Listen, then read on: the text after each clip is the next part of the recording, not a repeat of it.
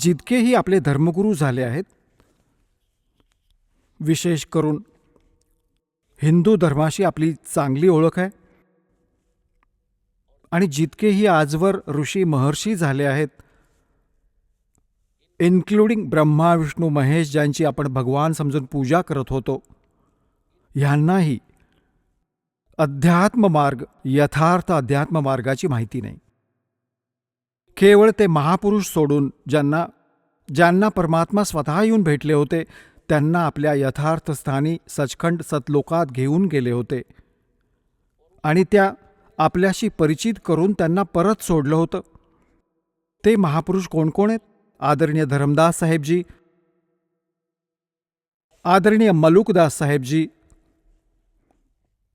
आदरणीय नानक देव साहेबजी, जे शीख धर्माचे प्रवर्तक मानले जातात, आदरणीय दादू साहेबजी, आदरणीय गरीबदास साहेबजी, गाव छुड़ानी, जिल्हा झज्जर, हरियाणा वाले, आदरणीय घिसादास साहेबजी, गाव खेखडा आणि जिल्हा आता बागपूर झाला आहे, पूर्वी मेरठ होता, उत्तर प्रदेशवाले, आदरणीय स्वामी रामानंदजी, काशीवाले, बनारसवाले. ह्या महापुरुषांना परमात्मा प्रत्यक्ष भेटले. जसं परमेश्वराचं विधान आहे, वेदांमध्ये प्रमाण आहे की तो परमात्मा सचखंडात राहतो, वरच्या लोकात, तेजोमय लोकात राहतो.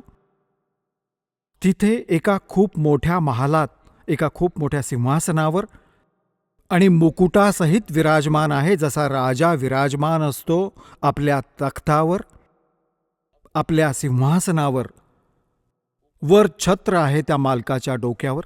परमात्मा मानव सदृश्य आहे, नर आकार आहे. तो तिथून गती करून येतो, तिथून चालत येतो. सशरीर येतात भगवान आणि चांगल्या आत्म्यांना भेटतात, दृढ भक्तांना भेटतात. वेद प्रमाणित करत आहेत की परमात्मा अशा लीला करतो. आणि पुण्यात्म्यांनो, जगातली कोणतीही व्यक्ती अशी नाहीये जी वेदांना, श्रीमद भगवद्गीतेला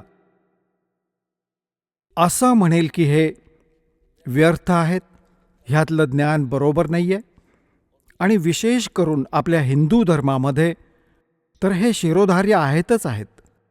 तर पुण्यात्म्यांनो, आधी तर आपल्याला ही ओळख झाली पाहिजे की हू इज गॉड, कोण आहे परमात्मा आणि कसा आहे, कुठे राहतो, परमात्म्याची आवश्यकता का आहे. त्याला मिळवण्यासाठी राजांनी राज्यांचा त्याग केला आणि ऋषी महर्षींनी आजीवन आपली साधना करत करत शरीर झिजवली. तर कसा आहे तो भगवान, कसं आहे ते स्थान ज्यासाठी इतके त्रास सहन करावे लागले आणि करत आहोत, अजूनही आपण ते करतो आहोत. तेव्हा ह्यासाठी तो मग कशामुळे भेटतो? जेव्हा तुमच्या ह्या सगळ्या शंकांचं निरसन होईल, सर्व कॉन्सेप्ट्स क्लिअर होतील, तेव्हाच तर तुम्ही भक्त व्हाल.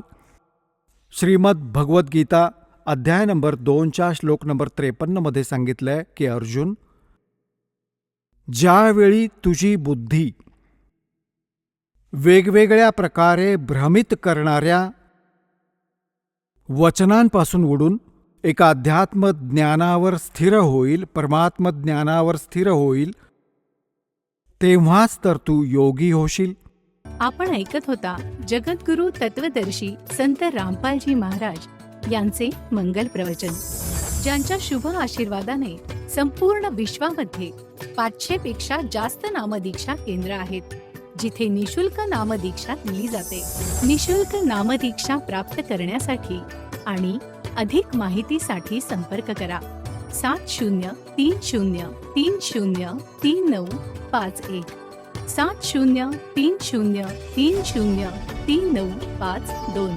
अद्वितीय आध्यात्मिक ज्ञान वाचण्यासाठी, पाहण्यासाठी आणि ऐकण्यासाठी संत रामपालजी महाराज ॲप अवश्य डाउनलोड करा किंवा आमची वेबसाईट www.jagatgururampalji.org वर विजिट करा.